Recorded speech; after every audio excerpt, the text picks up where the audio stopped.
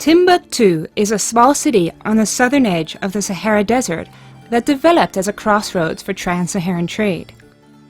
While in Western lore, Tombouctou epitomizes the end of the earth, in African history it is known as a center of scholarship and wisdom.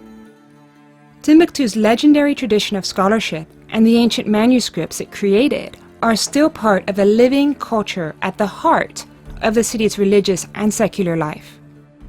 I stayed in Tombouctou for 10 months in 2007 to photograph this tradition of learning and of teaching, the ancient culture of Arabic language scholarship that has been passed down from teacher to student since the 15th century. Although I am a woman and an American, I was welcomed into Islamic religious and scholarly sanctuaries. What I found was an intellectual tradition as complex as any in Europe or in the US, with its own canon of classic texts in subjects as diverse as poetry, grammar, law, religion, and mathematics. It's a pedagogy covering over 5 centuries of knowledge that was in the past spread throughout West Africa. The scholarly tradition in Tombouctou has long included and valued women. Moreover, it has been a shared culture for multiple ethnic groups in the region, including the Tuareg, Berbers, Arabs, Songhai, and Fulani. In Tombouctou, there is a profound conviction that to be a saint is to be a man or woman of knowledge, whether by long study or by divine inspiration. Therefore, to be a scholar is to be on the path to sainthood.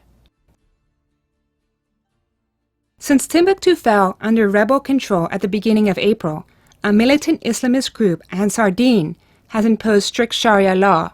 They have destroyed shops that sold alcohol or played Western music, and enforced separate schooling for girls and boys, all against protests from the local population.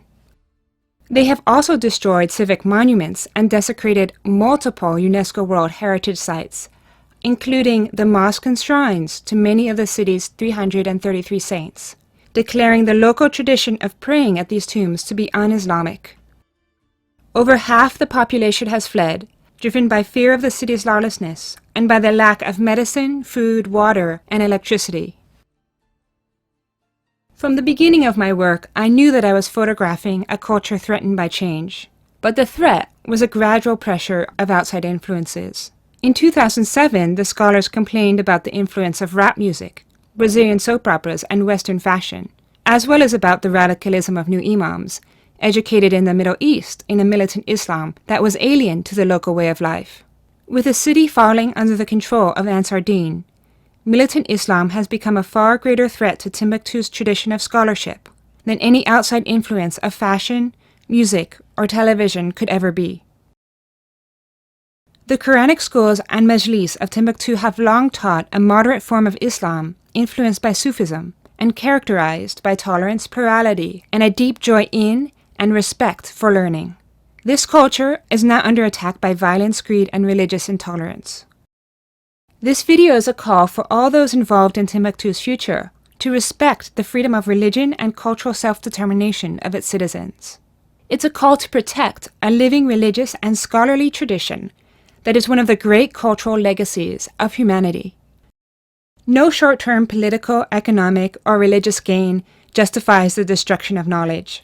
Tombouctou scholars have long known this.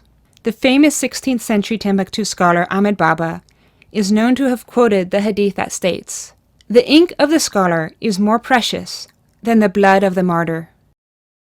Tombouctou scholars still have much to teach us about freedom of conscience and religious tolerance.